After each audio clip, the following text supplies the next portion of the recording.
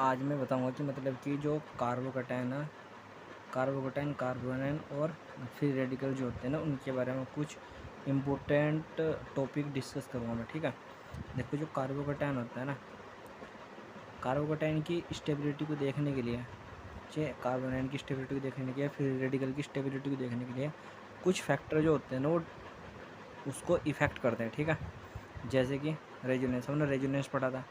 Resonance क्या होता है कि पाई इलेक्ट्रॉन का जो इलेक्ट्रॉन होते हैं उनका डीलोकलाइजेशन होना चाहिए। ठीक है, अब कार्बोकैटायन की जो स्टेबिलिटी है ना, क्या जो स्टेबिलिटी है, ठीक है, रेजोनेंस क्या करेगी, रेजोनेंस कार्बोकैटायन की जो स्टेबिलिटी होती है उसको बढ़ाती है। ठीक है, अगर पाई इलेक्ट्रॉन हो या फिर डबल बॉन्ड हो वगैरह हो ना, तो कार्बोकैटायन अगर उसके साथ लगा हुआ डबल बॉन्ड या ट्रिपल बॉन्ड के साथ, तो उसकी स्टेबिलिटी को क्या करती है, कार्बोकैटायन की वो बढ़ा देगी। ठीक है, तो रेजोनेंस क्या करती है, स्टेबिलिटी को बढ़ा देती है। ठीक है, हमारा पढ़ा था कि इंडक्टिव इफेक्ट, इंडक्टिव इफेक्ट क्या था कि उस समय एक नेगेटिव इफेक्ट था, आई इफेक्ट था, माइनस और प्लस आई इफेक्ट था, माइनस आई इफेक्ट था। ठीक है, तो इलेक्ट्रॉन जो इंडक्टिव इफेक्ट वो होता है ना, इंडक्टिव इफेक्ट होता है, उसमें क्या होते हैं ना, एक इलेक्ट्रॉन विड्रॉइंग ग्रुप होते हैं, तो एक होता है इसमें इलेक्ट्रॉन डोनेटिंग ग्रुप।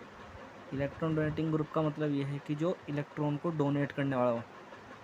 ठीक है ना, अब जब कोई डोनेट करता है तो अपना ऊपर क्या ले लेता है, वो प्लस का साइन ले लेता है ना, तो जो इलेक्ट्रॉन डोनेटिंग ग्रुप होते हैं वो क्या करते हैं, इसकी स्टेबिलिटी को बढ़ा देते हैं। ठीक है, फिर हाइपर कॉन्जुगेशन, देखो हाइपर कॉन्जुगेशन हमने पढ़ा था कि जो सिग्मा बॉन्ड होता है ना, सिग्मा बॉन्ड फॉर्म्ड होता है किसके द्वारा, विद द एडजेसेंट जो इम्पैक्ट खाली होता है ना, पी ऑर्बिटल, यानी सिग्मा जो हाइपर कॉन्जुगेशन होता है ना, वो जब सिग्मा बॉन्ड का जो फॉर्मेशन करता है उस टाइम वो जो खाली पी ऑर्बिटल होता है ना उसके साथ क्या कर लेता है, वो उसके साथ बॉन्ड का फॉर्मेशन करता है। ठीक है, तो ये भी क्या करता है, हाइपर कॉन्जुगेशन भी कार्बोकैटायन की स्टेबिलिटी को बढ़ा देता है। ठीक है, तो ये तीनों क्या करते हैं, स्टेबिलिटी को बढ़ा देते हैं ना। तो जब हम कार्बोकैटायन की स्टेबिलिटी को देखेंगे तो पहले रेजोनेंस को आगे रखेंगे, फिर उसके बाद इंडक्टिव इफेक्ट को देखेंगे, फिर उसकी कॉन्जुगेशन देखेंगे। ये तीनों अगर है उसके अंदर तो कार्बोकैटायन की स्टेबिलिटी बढ़ जाएगी। ठीक है, उसके बाद आता है फिर हमारा कार्बोएनायन। जो कार्बोएनायन होता है, कार्बोएनायन की जो स्टेबिलिटी होती है रेजोनेंस, उसको भी रेजोनेंस देखते हैं और इंडक्टिव इफेक्ट देखते हैं। फिर एच इफेक्ट का मतलब हाइपर कॉन्जुगेशन इफेक्ट होता है। फिर होता है सॉल्वेंट का इफेक्ट। ठीक, रेजोनेंस में क्या होता है ना कि रेजोनेंस नेगेटिव जो चार्ज होता है ना, तो वो डीलोकलाइजेशन होता है मल्टीपल बॉन्ड के अंदर, यानी इस पर नेगेटिव चार्ज हो, अब नेगेटिव चार्ज है तो इसका मतलब इसके पास इलेक्ट्रॉन होगा ना ज़्यादा, तो ये खुद ही रेजोनेंस करने लगता है ना, तो ये स्टेबिलिटी क्या रहता है, ये भी बढ़ा देता है। ठीक है, जो इंडक्टिव इफेक्ट होता है उसमें इलेक्ट्रॉन डोनेटिंग ग्रुप था, इसमें क्या होता है, इलेक्ट्रॉन विड्रॉइंग ग्रुप, यानी इसको स्टेबल करना है, इसके ऊपर चार्ज बहुत सारा, तो इसमें से इलेक्ट्रॉन निकालने पड़ेंगे ना, तो इलेक्ट्रॉन विड्रॉइंग ग्रुप का मतलब ये होगी जो इलेक्ट्रॉन को बाहर निकाल देता है।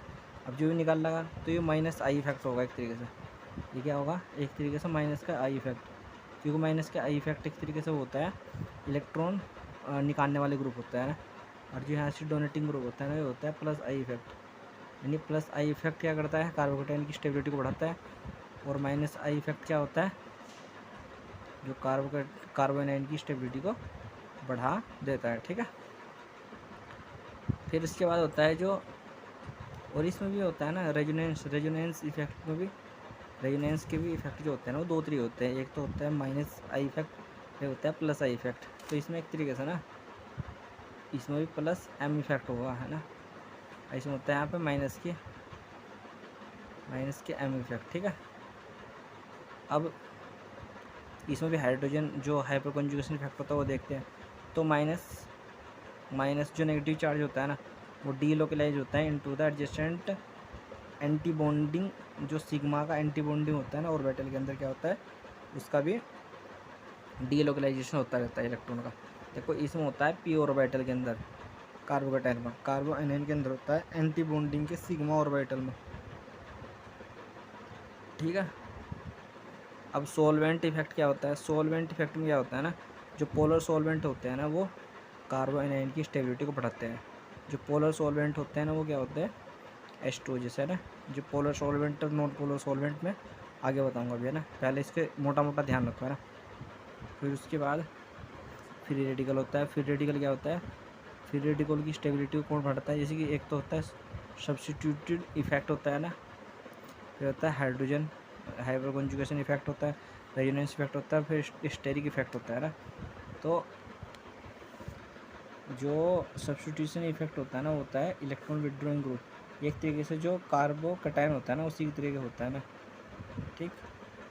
एच इफेक्ट भी सिमिलर टू कार्बोकैटायन होता है ना। अब रेजोनेंस फिर रेड के लिए रेजोनेंस इफेक्ट नॉट सिग्निफिकेंट, यानी जरूरी नहीं है ना। लेकिन क्या होता है ना कि सम स्पेशल केस के अंदर कॉन्जुगेटेड स्ट्रक्चर देखते हैं। कॉन्जुगेट स्ट्रक्चर मतलब कि उसके अंदर जो डबल बॉन्ड वाला है ना, तो उसको देखते हैं फिर भी है ना। फिर स्टेरिक इफेक्ट होता है ना, बल्कि सब्स्टिट्यूशन, यानी जितना ज़्यादा बल्कि ग्रुप इसके साथ जुड़ा हुआ होगा उसकी स्टेबिलिटी उतनी ज़्यादा होगी, ठीक है।